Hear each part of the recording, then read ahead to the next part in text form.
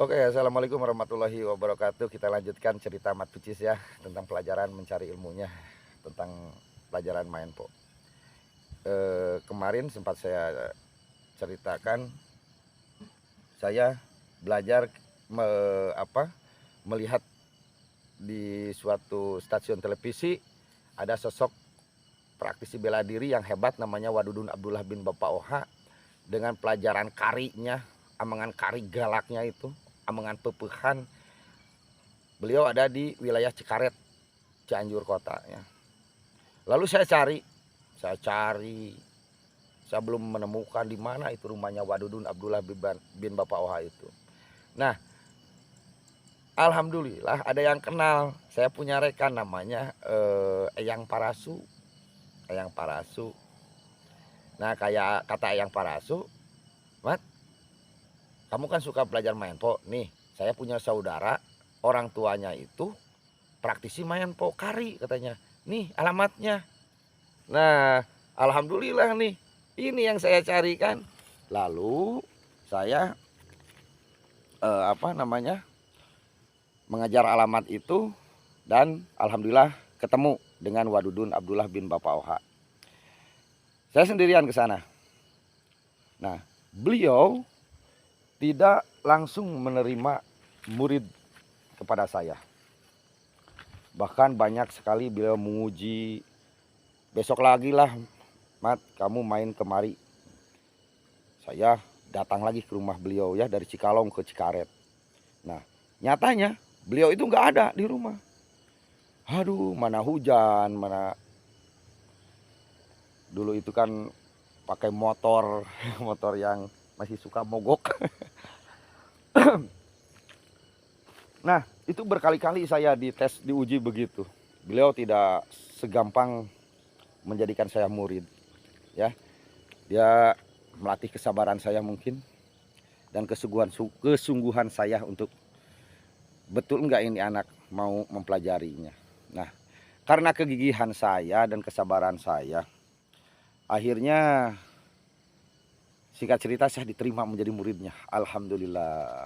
Sama Wadudun Abdullah bin Bapak Oha. Waktu itu di Cikaret, di Gang Al-Falah masuk ke dalam. Kebetulan beliau istrinya sudah meninggal, di rumahnya sendiri ya. Saya belajar di dapurnya. Aliran kari ya, pepuhan Cikaret. Nah, kebetulan kan Wadudun Abdullah itu maestro sebagai praktisi main pepuhan kari ya, yang diwariskan dari orang tuanya Bapak Oha, termasuk ada uaknya Opaman, uak beliau yaitu Amaman. Nah, kata si uak, Met, kalau mempelajari ilmu kari ini jangan bisa sendiri, carilah rekan yang bisa kamu percayai. Nah, kebetulan waktu itu saya punya teman seperjuangan dalam mencari ilmu main po, Kang Dedi namanya, dari Ciamis. Dan satu lagi teman saya, Pak Pajar, yang sekarang dia menjadi kepala sekolah di wilayah Sinang Barang. Beliau saya ajak nih bertiga. Waktu itu grup kita itu trio apa namanya ya. Nah, kedua sahabat saya itu semangatnya sama saya. Kang Dedi mewakili dari Ciamis, Pak Pajar mewakili dari Bandung. Waktu itu Pak Pajar orang Bandung, walaupun dia itu punya darah dari Cirebon. Nah, lalu kami bertiga belajar di Wadudun Abdullah, nggak tahu berapa tahun di sana kita belajar gitu kan. Pelajaran kari jurusnya 9, pelajarannya berlatihnya sangat keras, benar-benar keras ya. Wadudun, wah, sampai saya punya kenang-kenangan kena tonjok nih sama Wadudun, sampai sakitnya minta ampun. Pas pulang ke rumah itu, waktu di rumahnya nggak terasa, tapi pas waktu pulang, apalagi pas bangun tidur, pukulannya itu terasa. Aduh, mau bangun susah, mau apa susah, sakit banget sampai asalnya merah, terus menjadi hitam di dada ini nih. Sampai saya datang ke beliau, wah ini gimana wah, rasain aja kata si Uwa. Karena si Uwa punya senyuman yang tertawanya itu yang khas gitu ya. Saya juga nggak bisa menirukannya. Nah, Singkat cerita, saya sering hampir kalau walaupun latihan wajib kami itu 1 minggu itu 2 kali, tapi kadang-kadang kita saking cintanya ke Maenpo, hampir tiap malam kita main ke sana. Perjalanan 5 tahun sama Wadudun itu. Nah, akhirnya beliau Wadudun Abdullah dia sakit. Malam-malam saya, Kang Dedi, Pak Pajar dipaksa untuk berlatih untuk menamatkan jurus Madi. Jadi kata Wadudun, Mat, sebetulnya orang itu cuma tahu kari, Madi, Sabandar. Mana sih jurus karinya? Banyak yang tidak tahu. Mana sih jurus Madinya? Banyak yang tidak tahu.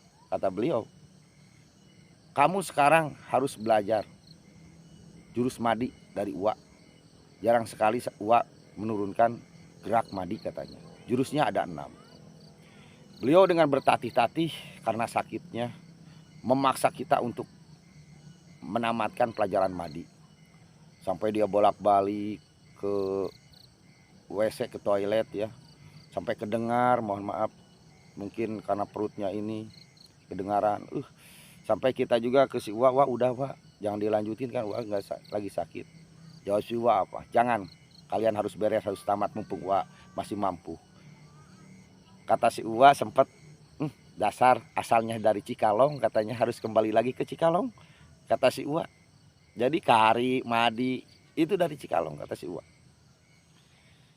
Alhamdulillah singkat cerita saya, Kang Dedi, Pak Pajar, alhamdulillah beres mempelajari pelajaran kari sama Madinya itu. Nah lalu dari sana karena ambisi saya suka banget sama pelajaran Maenpo, saya cari narasumber lain, guru-guru yang lain. Saya pergi dari sana ke Wautit ya. Wautit orang Cikalong, tinggalnya di Bojong Menteng, Jenangsi, Desa Bojong Menteng, Kecamatan Cikalong. Kebetulan Wautit itu anaknya Gan Obing. Jadi Gan Brata punya anak Gan No. Gan Obing punya anak Wautit, Gan Utit. Ya. Nah, jadi hubungan antara Wautit sama Gan No itu jadi apa ya? Kapi adi atau kapi lancek gitu ya. Sebab Gan Brata sama Gan No itu adik kakak. Keturunan dari Raden Haji Ibrahim Jaya Parbata yang menciptakan Maenpo ini. Saya belajar di Wautit. Nah, kita dapat lagi gerakan yang beda itu. Maenpo yang beda. Si Uwa cenderung kepetikan. Bagaimana cara memetik tangan orang. Bagaimana cara ini. Ya. Saya sama Mang Dedi juga. Pak Pajar juga sempat. Alhamdulillah kita selepas berlatih di Wautit. Akhirnya karena tuntutan hidup. Kita bertiga berpisah. Kang Dedi pulang ke Ciamis. Pak Pajar dia menjadi kepala sekolah sekarang di Cidaun. Akhirnya kita mencari pelajaran-pelajaran sendiri, guru-guru sendiri ya. Nah, Kang Dedi katanya dia itu pergi ke Cahaya Paroman, belajar di Eyang Junan. Kalau saya kalau belajar langsung tidak, cuman suka diberikan petuah, suka diberikan teknik-teknik juga, alhamdulillah. Jadi saya anggap itu Eyang Junan guru saya juga dari Cahaya Paroman, alhamdulillah, terima kasih Eyang Junan. Nah, ketika Kang Dedi belajar di Eyang Junan, saya belajar di Kang Ayi. Ya. Kang Ayi, saya lupa waktu SMA saya juga sempat belajar di Kang Ayi. Kang Ayi itu muridnya Pak Acep, guru saya juga. Nah, waktu itu masih zaman Gemak Pakuan namanya Kang Ayi. Nah sekarang udah dirubah menjadi Benteng Kisatria. Nah saya lanjutin. Saya belajar di Kang Ayi aliran Cikalongan. Dari aliran Pak Acep yang jurusnya 12. Nah itu lain lagi. Lain lagi. Saya juga dari beliau dapat sejarah-sejarah tentang main po, asal-usul main po, arti main po ya. Nah, lepas dari Kang Ai, saya belajar ke Pak Haji Jainal Mutakin, Cihurang, Cipanas. Alirannya aliran Sabandar. Aliran Sabandar. Alhamdulillah di beliau mengenal saya yang namanya Tangtungan Alif, Pancar Bumi, itu dari beliau Pak Haji Jainal Mutakin. Alhamdulillah sekarang masih ada walaupun sudah tua sekarang. Mungkin usianya ada 90. Nah, lepas dari sana saya memperdalam Sabandar juga ke wilayah Tajur Halang, ke Pak Haji Lukman. Alhamdulillah saya belajar jadi muridnya Pak Haji Lukman. Nah, itu ada cerita yang lucu dan apa ya? Mungkin untuk anak muda sekarang mungkin nggak bakalan mau dilanjut tuh. Karena kenapa? Selama 3 bulan saya bolak-balik ke rumahnya Pak Haji Lukman. Saya belum dikasih pelajaran. Belum. Tidak dikasih pelajaran sama beliau. Cuma diajak ngobrol aja. Nah, tapi setiap saya ke sana, beliau suka bertanya, "Mat, udah sampai mana pelajaran?" Saya kan bingung. Kapan beliau memberikan pelajaran kepada saya? Pikir saya kan dalam otak, dia itu ngasih gerak atau gimana. Nah, beliau senyum aja. Dan beliau tidak pernah lepas dari Al-Quran. Selalu ada di tangannya Al-Quran. Nah, ada pesan beliau, "Mat, banyak makan makanan yang hanyir-hanyir," karena orang sudah bilang seperti belut, ikan gitu ya, biar pintar katanya. Nah, akhirnya secara tidak sadar ketika malam saya melihat semut yang jatuh ke kubangan air kecil. Kok aneh, saya bisa mengartikan jauh gitu. Sampai saya hampir menangis. Bahkan saya melihat seorang laki-laki yang pundaknya hitam. Saya sampai bisa menangis mengartikannya. Kenapa? Subhanallah. Seorang laki-laki yang pundaknya hitam, balas memikul, yang memperjuangkan, mengikhtiarkan mencari rezeki untuk anak istrinya. Itu hitamnya yang di pundaknya itu bisa jadi saksi di yaumul kiamah. Hebat. Mereka bisa bangga. Ya Tuhan, lihat pundak saya. Ini akibat saya hasil memperjuangkan istri. Ini bukti gitu kan. Subhanallah. Banyaklah. Nah, akhirnya saya mengerti. Oh, ternyata selama ini Pak Haji Lukman itu memberikan pelajaran tentang keyakinan kepada saya. Nah, setelah saya paham lalu bercerita ke beliau, lalu beliau bilang, "Alhamdulillah akhirnya kamu mengerti. Yuk kita mulai belajar Sabandar," katanya. Saya dibikinkan satu titik hitam di di temboknya pakai kertas waktu itu. Lalu mulai saya mempelajari pelajaran Sabandar versi Pak Haji Lukman. Jurus 1 katanya menandakan Tuhan itu satu, Allah. Jurus 2 menandakan Allah Muhammad. Pokoknya alhamdulillah saya dapat petua-petua bagaimana cara mengaplikasikan main po itu untuk kehidupan sehari-hari. Setelah Pak Haji Lukman wafat, lalu saya melanjutkan mencari seorang guru. Masih di bidang main po. Saya punya guru. Tapi unik ini, guru saya ini sekarang usianya sudah mencapai lewat dari 100. Sampai sekarang dia nggak mau diceritakan. Jangan diceritakan. Sampai namanya juga nggak boleh diceritakan. Dan dia nggak mau terkenal. Dan dia nggak mau dikenal. Tapi alhamdulillah sampai sekarang beliau guru saya masih ada walaupun sudah tidak bisa mendengar. alhamdulillah. Tapi gerakannya itu masih sulit untuk ini. Sambil belajar ke beliau, saya juga berguru ke guru yang lainnya.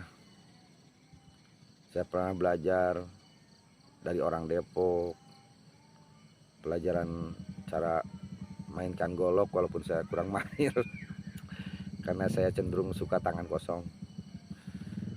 Terus saya belajar lagi ke guru-guru yang lain, termasuk ke Kang Udin, guru saya, orang Cikalong. Dia muridnya Pi Aja. Pi Aja itu si Wajak, nah disebut Pi Aja. Itu amengan galak juga. Terus saya mempelajari di Cianjur Kota ke Pak Haji, astagfirullah saya lupa lagi, amengan Cikalong juga. Saya juga sempat ke Wa Ajis, pada tahu mungkin ya Pak Ajis. Terus ke Pak Buci saya sempat belajar juga. Alhamdulillah sempat saya dikasih pembelajaran. Sekarang beliau sudah tidak ada ya, guru besar Pak Buci. Semoga guru-guru saya itu yang sudah meninggal diterima oleh Allah Subhanahu wa taala amalnya dan diampuni segala dosanya. Dan saya juga sempat belajar ke Pak Haji di Kandang Sapi, ya, mempelajari aliran main pok juga. Terus pernah belajar di Warung Kondang. Terus pernah belajar di Banten tentang bela diri Banten, mungkin dari aliran Bandrong kalau nggak salah. Dan mungkin ada yang lupa. Alhamdulillah. Dan akhirnya saya bisa menyimpulkan dari hasil perjalanan itu main pok itu apa, gitu kan. Main pok yang mengatakan, ada yang mengatakan main pok itu main pohok. Siapa yang pohok itu yang kalah. Orang lain memukul, kita lupa untuk tidak menangkis atau tidak mengelak, kita bisa kalah. Bahkan kita lupa akan aturan yang Allah Subhanahu wa taala berikan kepada kita, kita bisa kalah juga. Dan ada yang bilang juga main pau itu main tanpa tempo, jadi harus cepat. Batur arek, urang enggeus gitu kan. Jadi harus cepat. Nah, main pau itu pure bela diri ya. Karena ada yang bilang, orang tua saya, Mat, main pau itu dibilang ada ya nggak ada, dibilang nggak ada ya ada. Jadi main pau itu seperti api dalam sekam, kelihatan tidak ada, tapi apabila terinjak maka panasnya akan terasa. Ya, main pau itu tidak bisa dipertandingkan karena emang pure untuk bela diri. Mohon maaf, bukan saya tidak mendukung akan pertandingan atau apa. Tidak, ini menceritakan tentang main pau ya. Jadi tetap yang namanya pertandingan ya, apa itu ada syir, pengen terlihat bagus, pengen ada sir, pengen merusak orang, itu tetap saya kira beda dengan bela diri ya. Kalau bela diri kita tidak pernah mencari masalah, kita tidak pengen dikenal, kita tidak mau disebut kita itu sebagai orang yang gimana, tidak, pure bela diri. Tapi ketika kita ada orang yang mau dolim kepada kita, kita wajib bela diri. Nah itu baru digunakan ya. Jadi dipakai lamun ketika waktunya aja dipakainya main pau itu. Bahkan tidak ada ibingannya, seninya itu tidak ada untuk ngibing apa itu kalau berbicara tentang main pau, karena masih ada sir, ada rianya, pengen kelihatan hebat, itu tidak ada di main pau ya. Tapi hidup tanpa seni kurang indah. Saya senang banget, bahkan mengembangkan, sama sebagian anak-anak saya mengembangkan seninya Alhamdulillah. Tapi kebetulan di eh, perguruan saya yang namanya Kari Condre ini, saya sengaja membuat paguron Kari Condre namanya, ya untuk melestarikan Maenpo yang sebenarnya. Kenapa? Karena dikarenakan mempelajari Maenpo itu capek, butuh tenaga ekstra, bahkan harus sakit, gitu ya. Banyak orang yang ogah untuk mempelajari Maenpo yang sebenarnya. Jadi Cianjur yang terkenal dengan 3 pilarnya, Ngaos, Mamaos, Maenpo ya. Nah sekarang ini banyak yang mengembangkan tentang seninya atau untuk wiralaganya, kejuaraannya. Nah jadi Maenpo sebenarnya itu jarang sekali. Bukannya tidak ada tapi tertutup. Tidak sembarangan orang. Ya, karena takut disalahgunakan. Kata orang tua mah takut tamyang malikabitis. Karena erat hubungannya dengan agama gitu kan. Nah, jadi saya bisa mengartikan Maenpo itu kalau diibaratkan satu pohon dari mulai akar sampai pohonnya. Nah, dan yang menjadi ranting, menjadi dahan itu ya wiralaganya atau apanya. Dan yang menjadi daun ataupun bunga itu yang dinamakan seninya. Nah, jadi di Cianjur untuk sekarang ini banyak sekali cuman yang mengembangkan daunnya ataupun rantingnya. Sementara pelajaran akar dan pohonnya sendiri itu hampir terlupakan. Karena apa? Satu, mungkin tidak dikenal gitu kan. Keduanya tidak bisa tenar lah intinya. Nah, makanya saya berkomitmen di Kari Condre untuk mengembangkan lagi, melestarikan akar dan pohonnya. Jadi kita komitmen. Jadi tidak ada gamelannya, tidak apa. Kita pure mempelajari tentang pelajaran Maenpo bela dirinya. Ya, ibarat kata misalkan golok ya. Nah, seninya itu sarungnya, gagangnya direka-reka, diindah-indah. Itu seni. Nah, Maenpo-nya golok yang di dalamnya besinya itu. Nah, jadi memang kurang pantas apabila golok besinya itu tidak pakai sarung, tidak ada seninya. Jadi kelihatan terlalu vulgar atau gimana ya. Tapi kalau dibungkus dengan sarung dan ini jadi kelihatan bagus dan kelihatannya adem. Padahal di dalamnya itu ada senjata yang bisa mematikan mungkin ya. Nah rekan-rekan sekalian dimanapun berada, kenapa saya membahas ini? Karena ada yang menanyakan, Akang sanadnya dari mana? Mungkin ini suatu jawaban ya. Dan insya Allah saya menceritakan sejarah tentang Maenpo yaitu dari perjalanan saya. Jadi singkatnya Maenpo itu dilahirkan di Cikalong Kulon, diciptakan oleh sang maestro namanya Raden Haji Ibrahim Jaya Perbata. Beliau punya guru 17 ilmu keprajuritan, ilmu apa. Tapi sekarang yang dimunculkan guru beliau itu 4, yaitu Bang Kari, Bang Madi, Bang Ma'ruf, Mama Tateng. Bang Kari orang mana? Orang Benteng Tangerang. Bang Madi orang mana? Orang Betawi.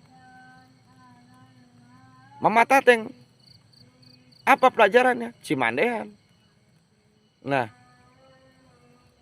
Bang Ma'ruf masih orang Betawi juga. Nah, jadi kalau ada yang bertanya, Cikalongan sama Cimandean, tuaan mana? Jelas, Raden Haji Ibrahim belajar Cimandean, berarti tuaan Cimandean. Karena Mama Tateng itu ya adalah praktisi Cimandean. Bahkan sebelah sini Mbah Kair. Karena yang menciptakan Cimandean itu Mbah Kair. Ya, jadi antara Mbah Kair sama Raden Haji Ibrahim itu jelas jauh sekali kurunnya. mungkin tidak pernah ketemu. Jadi beda generasi ya. Nah, itu. Tapi ada cerita yang unik. Ini versi Cianjur. Bahkan di Cikalong juga ada, di Kamurang yang sekarang sudah tergenang oleh Bendungan Cirata, ada makomnya Mbah Khair. Ini versi Cianjur ya. Nah, karena apa? Ini ada ceritanya, ada sejarahnya. Mbah Khair itu, ini menurut versi Cianjur ya. Kalau untuk dari versi Bogor atau mana itu lain lagi. Bukan untuk diberdebatkan, ini cuman versi ya. Dan saya juga pernah berjalan ke makom Mbah Khair yang ada di Cimande. Kebetulan saya lupa, saya juga punya guru Cimandean namanya Wakartobi. Sanadnya dari mana? Yang Kartasinga, yang Angguh, yang Ocod, yang Saham. Saya belajar Cimandean juga. Sempat saya tidak ceritakan tadi, lupa ya. Alhamdulillah saya mempelajari Cimandean. Ada lorod, kakacangan, ya kan? Timpah bohong, timpah sabelah, itu nama-nama istilah Cimandean. Nah, kembali lagi ke cerita, ini versi Cikalong. Mbah Khair itu asalnya seorang pedagang. Dia punya badan yang tegap, tinggi besar, keberaniannya hebat, ya. Lalu dia merantau berjualan ke wilayah Cianjur, tepatnya ke Cikalong. Nah, singkat cerita, beliau menikah sama orang Mande, ya, kecamatan Mande. Waktu itu desanya masih di Kamurang. Cuman Mande dulu masuk ke wilayah Cikalong, belum dipecahkan menjadi kecamatan, belum dimekarkan, masih masuk nginduk ke Cikalong. Jadi intinya Mande itu dulunya Cikalong juga, wilayah Cikalong. Nah, Mbah Khair ini punya istri orang Cikalong. Suatu hari ketika beliau lagi jualan ke wilayah Palumbon, istrinya pergi ke kali untuk mencuci pakaian sambil bersih-bersihin perabot dapur dan sambil bawa beras untuk diisikan untuk menanak nasi. Nah, ketika istri Mbah Khair lagi di kali, beliau melihat seekor macan sama monyet sedang bertarung. Beliau pelajari, beliau lihat, saking lenyapnya, akhirnya masuk ke beliau cara bela diri. Nah, singkat cerita, pas Mbah Khair pulang berjualan, ke rumahnya itu pas istrinya nggak ada. Nah, dia marah besar karena mungkin perutnya lapar gitu kan. Pas datang ke rumah istri nggak ada, akhirnya dia marah-marah. Datanglah istrinya dari kali. Nah, Mbah Khair waktu itu saking emosinya, saking marahnya, langsung aja nggak pakai ngomong, langsung main sikat aja, main habek ke istrinya, main pukul. Tapi anehnya istrinya itu bisa mengelak, bisa apa, sampai singkatnya Mbah Khair itu tidak bisa menembus serangan-serangannya ke istrinya itu, sampai lemas Mbah Khair. Mbah Khair kaget sambil bertanya, dari mana kamu bisa mempelajari itu? Bisa seperti itu? Akhirnya istrinya menceritakan, mohon maaf suamiku, tadi saya di kali, saya melihat ini, gak tahu saya sampai akhirnya saya jadi bisa begini. Nah, versi dari Cianjur ini, Mbah Khair itu akhirnya belajarlah ke istrinya tentang bela diri.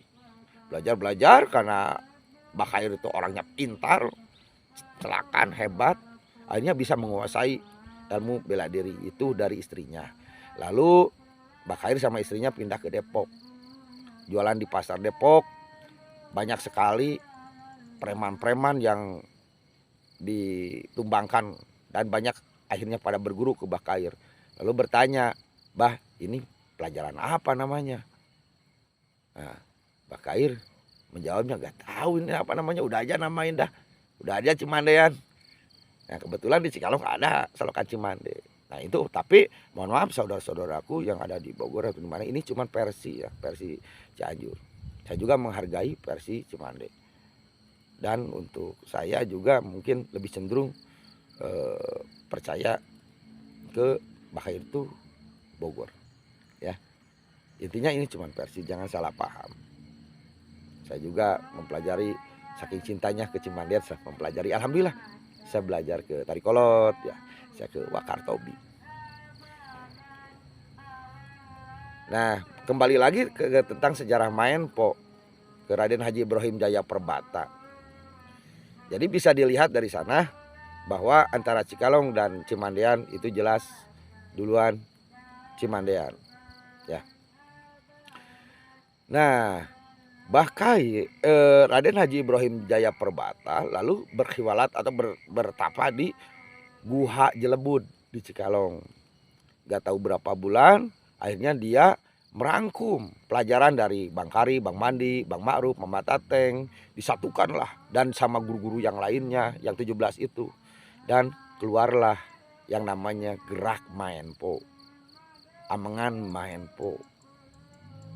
Nah, itulah rekan-rekan semua, mudah-mudahan bisa tambah-tambah wawasan tentang sedikit cerita tentang pelajaran Maenpo. Jadi intinya ingat, Maenpo itu bukan untuk mencelakai orang, ya. Justru dengan mempelajari Maenpo kita akan semakin banyak saudara, ya. Karena intinya kita mempelajari ilmu bela diri, bukan ilmu jual diri, ya. Mudah-mudahan bermanfaat. Di akhir kata saya mengucapkan permohonan maaf yang sebesar-besarnya apabila ada yang kurang pas di cerita saya ini. Semata-mata saya saking mencintai budaya saya sendiri, ya. Karena mau Bogor, mau Cianjur, mau Sukabumi, itu masih Tatar Sunda, itu masih satu karuhun, satu pembelajaran. Kita sebagai generasinya, yuk sama-sama kita kembangkan, kita lestarikan budaya leluhur kita. Jangan sampai punah. Sayang, orang tua kita dulu sudah berupaya mempelajari ini, masa kita selaku anak-anaknya.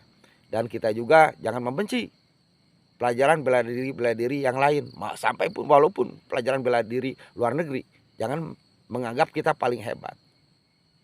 Jangan, ya. Tapi kalau kita mempelajari ilmu bela diri luar, berarti kita tidak mengembangkan budaya kita sendiri. Bukan berarti saya melarang, ya. Kalau bagusnya bela diri kita tetap budaya kembangkan, dari luar juga kita belajar, nggak apa-apa, bagus itu malahan, ya. Dan sekali lagi saya berpesan, Maenpo itu pelajaran yang sangat berharga, bisa membentuk karakter kita, karena bukan cuma untuk mempelajari masalah bagaimana tentang menjatuhkan lawan, memukul lawan, tidak, tapi diimbangi dengan ilmu agama. Karena kalau mempelajari ilmu bela diri tanpa diimbangi dengan ilmu agama, maka akan terbentuk karakter premanisme, radikalisme. Itu penyimbang, ya. Sekali lagi, yuk kita lestarikan budaya kita. Salam dari Mat Kicis, terima kasih, mohon maaf yang sebesarnya, ya. Sampurasun. Assalamualaikum warahmatullahi wabarakatuh. Salam Kari Condre, hijikeun abretkeun dina kahadean. Bye bye.